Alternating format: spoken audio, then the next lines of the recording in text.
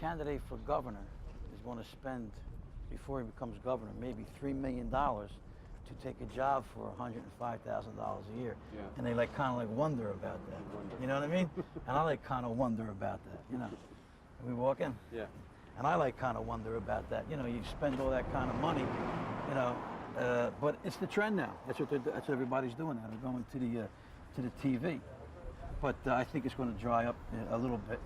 And the city of Philadelphia, our street organization and our organization, our Democratic Party is alive and well, and it's still needed, and it's extremely sought after. Yeah. It's extremely sought after. I mean, every candidate wants to be the endorsed candidate. All kinds of infightings. We're in a primary election today, which means it's a party fight. It's a family squabble. And my hardest job as the chairman of the party is to, when this family squabble is over, to put the pieces back together again in the Democratic Party, and try to make it that everybody comes back together and fights the opposition or the enemy, because the opposition and the enemy is the Republican Party, not ourselves. You know, that's the problems that we have. Yeah, I mean, then you've got a situation here where I suppose you'd call the Fatah campaign insurgents in some ways. They're independents anyway, right? Well, Chaka, believe it or not, is a dear personal friend of mine. He's been someone who I supported as my legislator in this ward right here. This is the 34th ward, which I'm the ward leader of also. And he's our state senator right now, who I supported him all the way through. Just that now he's running against another friend of mine, Lucian Blackwell, the incumbent congressman. And I have two friends. I got a state senator in Chaka Fatah and Lucian Blackwell, a congressman. And for the life of me, I can't figure out why I would want to put them both together and be one when I got two good friends. But, you know, that's Chaka's prerogative. He sees fit that that's what he wants to do. And he's trying to do it, and me and him are still friends. We're going to be friends tomorrow, whether or not he's successful or not. Well, why do you think he wants to do it? It's called ambition. People rather go to Congress than stay in the Senate. Why did he want to be a senator instead of a legislator? When he was a state legislator, why did he want to be a state senator? Whoa! No, why? They're not taking care of you. It happens. You all right? It happens. I'm built for that. Hold on. Let's stop it. Tie your shoe. You want to go down This there? is too crazy. This is too No, crazy. it's We'll fine. just It stand. looks We'll just stand up in the neighborhood. It looks good. Don't worry about it. Does it look good? Yeah, it looks good. Well, watch this guy. I don't see this guy get hurt now. Yeah, I mean, you are dangerously close to the edge again. You see where you're walking down? Okay, well, just someone gently push me. Let's Yeah, go. that's what I was trying to watch you. Always trying. Okay, let's go. Yeah, Okay. all right. So Continue. it's called ambition then, huh? Well, people have ambition. Chaka started out running for the state legislator and won. Then he went from the state legislator, wanted to be the state senator, did that. Our state senator unfortunately passed away. It was Senator Hankins. And he won. Now he's a state senator and he wants to be a congressman. You know, and from one thing to another, which is fine. There's nothing wrong with ambition. I like political people with ambition because they always want your support and they want to do things to gain it. But Lou Blackwell paid his dues. He's been around a long time, you know, and he's doing an excellent job in Congress. He's doing, his voting record is excellent. We're going to go down. We're going down here. Yeah. His voting record is excellent. And I'm just not ready to turn two friends into one. Yeah, but in the old days, somebody wouldn't dare run against the party. If they did, they always lost. Well, I got news for you. That would happen today, too, won't it? There's always somebody that ran against the party. There was always primaries in the Democratic Party. You got the parties wrong. The Republican parties are the parties that they just lockstep and that's it. We've always had primaries until I've been in this party 28 years, and we've always had a primary fight. It's a family squabble. When it's over, we get together and go against the opposition. But there's always somebody. Lucian Blackwell ran against the party at one point in time. You were saying, I was telling you we're going all over the country doing this kind of thing. You were telling me that it was lucky that we're in Philadelphia. Tell me why. Well, you're at the hotbed of politics. I mean, Philadelphia is where it happens. I mean, this is where this is where the political system is alive and well and flourishing, and it's a street type of thing. I'm sure you know, you've been around. You saw the street organization. We have committee people out there running today. We have infights amongst ourselves, our own candidates, and it's real alive and well, you know. And we're going to survive it. We always have, and we'll have a successor. And whoever that successor will be our standard bearer. We have a primary in a governor's race where there's 5 or 6 candidates, and we have a primary where there's 5 or 6 candidates for lieutenant governor. So you know, it's alive and well. So is there still a political machine here? Absolutely, without question, without question. It's here and it's extremely alive and well. Sometimes people try to outspend it. Can Hold on just 1 second. I got something to The last problem was 6 months ago with our federal judge giving all kinds of crazy rulings, you know. But we have to be extremely careful, you know. I'm not allowed, you know, only people out on the polling place are those with a watcher certificate. So just tell me again, because we were falling down here. Tell me about people characterize this as a machine. Is that true? Well, we've still got a political machine in the city of Philadelphia. There's no question about it. Everybody seeks his endorsement. Everybody wants the backing of the party. If they don't get it, they do run. They have habitually. They've always ran. There's always been, since the beginning, I can remember, there's always been primary fights. And it's always been that way. Everybody wants the endorsement of the party, no matter what party it may be. And when they don't get it, then they say, well, it doesn't matter because it's not that important. Everybody fights for it. Everybody talks to all the ward leaders, talks to mayors, talks to the chairman, myself, and they all want the endorsement. Chaka Fatah running against Lucian Backwell came to me and wanted to try to get the endorsement. You know, they always try to do that. So it means something. Doesn't mean something, to my opinion, it means a lot. Okay, how does it work? How does the machine? Is this like a classical machine? Well, it's the way it's been through time in and time out. It's in a local race, you have districts, and those ward leaders that are members of the district get together and caucus, and they come up with a candidate. Whoever gets the most votes is the endorsed candidate. In the city, citywide, all the ward leaders in the whole city get together, and they endorse a candidate for a citywide election, whether it be a judge, mayor's election, council at large election, city commissioners, register of wills, sheriff, clerk of court session. They're all citywide elections. All the warders get together, we put a policy committee together. We then come up with a candidate. We endorse that candidate citywide. That's our endorsed candidate. The same exact thing happens with the state. There are state committee people. We get together in Harrisburg. All the state committee people come together. They endorse a candidate. That sounds like a lot of people employed. Not enough as far as I'm concerned. I need more people employed. I'm a firm believer in the patronage system. I think that the political people make the best employees. I think they deal with the people more, because when they come home at 5 o'clock, their day's not done. They're out there in the community. They're out there doing what they need to do every day, every night, you know, Saturday and Sunday. And I think that they make the best employees. And I think there's nothing wrong with an employee, a political person, receiving a job for that, as long as they work their 8 hours, 40 hours a week, 8 hours a day. So that's always what it was, right? I mean, isn't that what the machine's always? I mean, there was a lifeblood. That's what it still is today. It's exactly what it still is today. So that's what we do.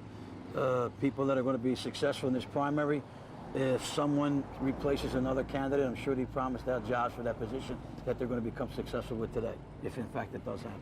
No matter what it may be, the governor, lieutenant governor, I'm sure they have the staff picked already.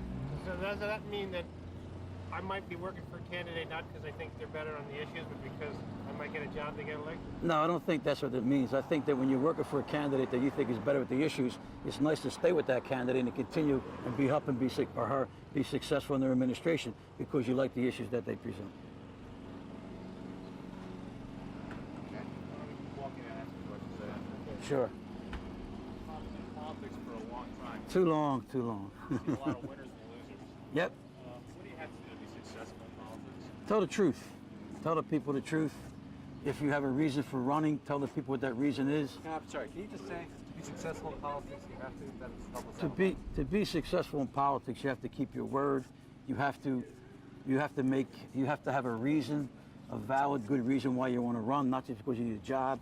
You have to care, and you have to continue to care, and you have to keep running all the time, no matter when you're running for re-election or not. You have to keep doing that, and you just can't stop just because you did get elected. Hey, how you doing? All right. How you doing, Mr. Dorsey? How you been? How you been? You okay?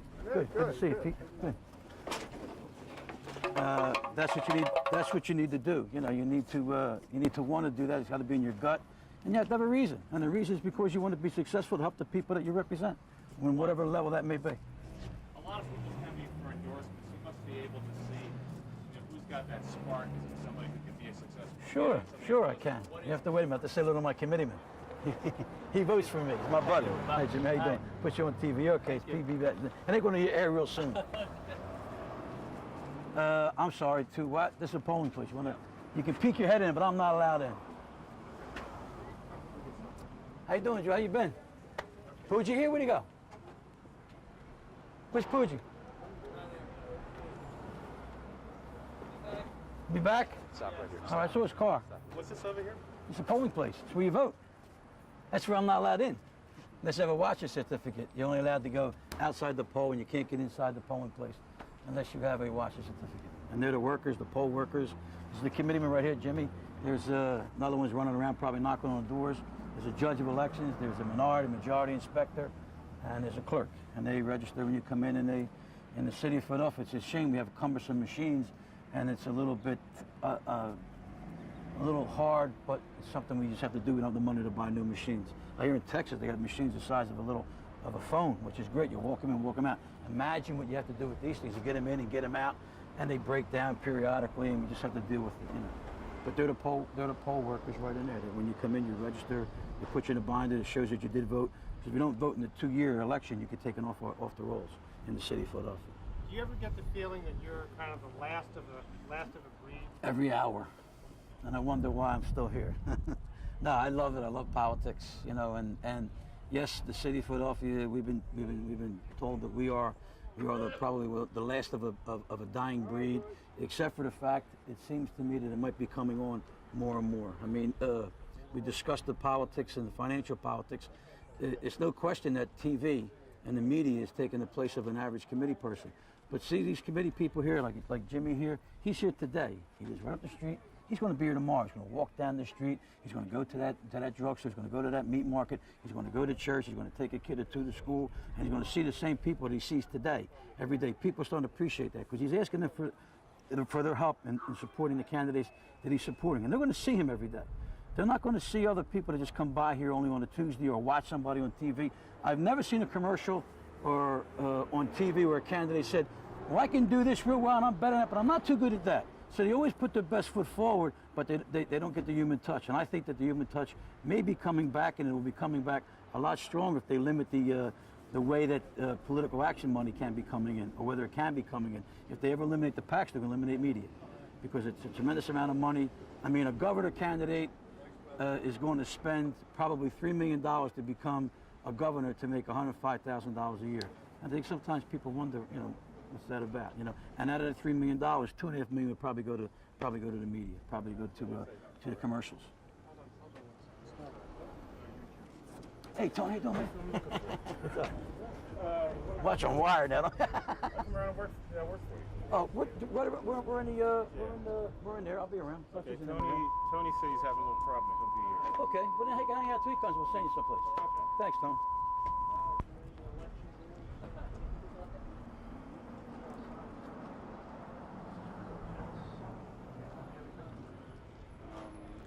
How'd you get in? I got in there because an elderly gentleman. Excuse me. Hey, how you feeling, man? How you feeling? Fine. How you feeling? You okay? Oh, yeah, Good. You're not fine, yeah. walking though. No. You better start. You better Bob. start. You know what I mean? What is it, JP? What are you doing down here? Get on the pole. You're on the wrong pole. Get on the right pole. Get up there. Go to work. Phone call. I got a phone in my house. Use that. How did I get involved in politics? Many years ago, I was 21 years old, and my mom lived on a street that had a light broken, and I asked the person to fix the light, and they said they were a little bit too busy right now. And I said, why? They said, I'm running for re-election. I said, re-election to what? He says, a committee person. I said, you want my vote, and you're too busy to, you know, my mom lives on the street where it's dark and she can't walk out the door, and you want me to vote for you, and you can't fix the street light? He said, yeah, that's right. I said, well, meet your opponent. And he did. And that's how I got in politics. From there, I wound up becoming a ward leader. After a ward leader, I wound up becoming the chairman of the Democratic Party, and here I am. That was 8 years ago as the chairman. You know, so on my 8th year. Do you enjoy the whole game of politics? I enjoy when people come to me and say thank you. I was born and bred here. I'm not going to leave here. I've helped out a lot of people here. I'm going to continue to help out a lot of people here. And my headquarters is right here. It's open every day. I sit here every Tuesday night and let the door open. Anybody wants to walk in can walk in. Whatever I can do to help them, I want to help them. And I enjoy helping people because I enjoy them saying thank you. Because that's what we're about. That's what we're supposed to be doing. So I don't enjoy it. I love it. You were saying that you were last of the dying breed, and that's where we got cut off. Well, they say we're a last of a dying breed. I happen to believe that that's not true. I happen to believe that we're on the status quo, and I think that we're going to be getting better for the reasons I explained to you about maybe some limitations on PAC monies, some limitations. The feds already have, Congress and the Senate already have limitations on monies. They can only receive $1,000 per contribution. unless it's from another federal PAC, where a candidate running for mayor or running for governor can receive $500,000. And if they regulate this locally as much as they regulate it for Congress, they're going to be receiving less money, and it's going to cost less money to run for election, and not going to be able to spend a lot of money on media because the media price is skyrocketing out, and we are useful. There's no question about it, but we'll become more useful, and I think it'll go back to the days as it has been 25 years ago, when you didn't buy a TV ad because it was just A, too expensive, B, only 3 channels. Now you have a channel from 1 to to 100, and a lot of cable. People go on cable; it's a lot cheaper. People go on a little bit of radio, not a lot of radio, but that's still expensive. And I just think that that might phase out, and they'll realize that knocking on the doors and the street soldiers and the committee people and the grassroots are something that's really, really necessary, and will become more necessary as we go on. What should we look for later on today if we want to see the presence of the organization on the street? You're seeing the presence of it on the street. It's a slow election. It's right here, the organization. If you went around, I think you've been to a couple of polling places. They're all manned. They all have signs up. For the most part, they all have Democratic signs up. I mean, we have a major presence as opposed to the Republican Party in the city of Philadelphia. I mean, every block you go, we can walk into 4 polling places. You're catching a lull right now. I understand you're at some polling places because they call me when they know whether or not to let you shoot. I said, go ahead. You caught slow times. 7 o'clock to 9 o'clock, it gets a little busy. Slows up right now, and around 5:30, it'll start banging around when people come home from work. And you're catching the slow election, a slow turnout election. You come by here on a presidential, you come by on a mayor's election. I mean, there's lines, right now for some reason. But maybe with the amount of candidates, there's just so many governor candidates, and so many candidates for lieutenant governor that the interest is just saying people feel that they don't really matter. And I don't think anybody really caught anybody's eye and really come out and do it. We would have had a hot and heavy one if the charter change took off, but it just died. There's no enthusiasm at all on the yes part, and it's going to probably go down without too much of a problem. But at one point in time, about 4 weeks ago, everybody was fired up with the charter change. They were ready to bust out the doors to vote against it. But now they realize it's going down, so they're not doing that. Well, how do you? Sorry, I'm sorry. Yeah. Can you tell me a little bit about? We see a lot of people running around with a lot of wads of bills. What's going on here with that kind of stuff? Lots of money because electric bills. No. What is going on with the whole concept of walking I don't around think money and all that? walking around money. That's we don't have walking around money. That's legislative incentives from the Senate, from the House. It's called WAMs. All right, but we have election day expenses, and what committee people do right here is they have people here that are working the polls, and in about a half an hour, he'll tell him to go inside and check who did and didn't come out, and who didn't come out to go knocking on the doors. And these people get paid. They get paid from $10 to $30 to $40 to $50, a day. And the night before, last night, I meet with all my committee people. I happen to have the largest ward, one of the largest wards number-wise, and one of the largest wards division-wise in the city. And I meet with my people, and I give them their election day expenses to pay their workers. And I don't think you see candidates coming by and saying, "Vote for him." Here's that. That doesn't happen. I would never stand for that. It doesn't happen with me. I mean, it doesn't happen with them. I don't let it happen. But it happens. That doesn't happen. But the money you're talking about are people are getting paid for doing a day's work today. $40, $20, work all day, $50. And that's very important, though. Like in a city where you're talking about a lot of street politics, right? You're talking about a lot of street money, all right? When you talk about election day expense money, and we spend election day expense money, I spend every election between, depending upon how much we have, automatically $170,000, $100 a division, and then we try to do a little bit more. So we spend $250,000 every election, and that's including the price of ballots and whatever. And we raised that. We have. It's a shame you weren't here last Monday night when we were in Sheet Metal Hall. The hall's maybe like 1,400 people, had 2,000 people in there. I mean, you just couldn't move in there. So the party's kind of like doing okay, you know what I mean? And we raised some money doing that, and we spend it. We put it right out. I believe in not saving anything. I believe that today is D-Day. Got to get it done. Don't worry about having any money in the bank tomorrow. But I would hate to have money in the bank tomorrow and have the candidates that we're supporting lose because you couldn't get an extra $1 or $2 out there to put an extra worker on the street to get them elected. I want to see all our candidates have no money tomorrow because we always have the ability to raise it again. And that's what you might be seeing. Maybe I'm sure that he's going to give him a couple bucks because of whatever he's going out now to knock on doors.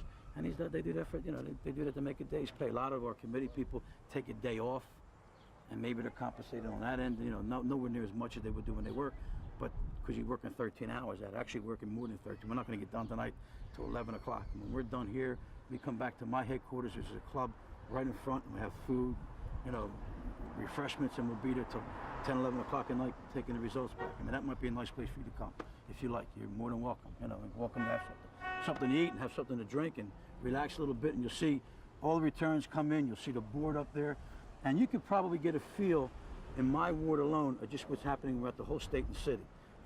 Nothing to do with me. It's the neighborhood that I live in. It's 50% black, 50% white. The 50% white is equally split amongst Irish, Italian, and Jewish, and that's your city of Philadelphia. We don't have that many Hispanics, but for the most part, that's your city. So you see what this ward does, and it's a great barometer throughout the rest of the city, just what's happening, who's doing what. You ever get sick of? Nah, I get tired of it. I get physically tired, and I get majorly frustrated. But that lasts about a day. I don't go on vacation. If I go on vacation, I get bored in 2 days, and I come running back. It's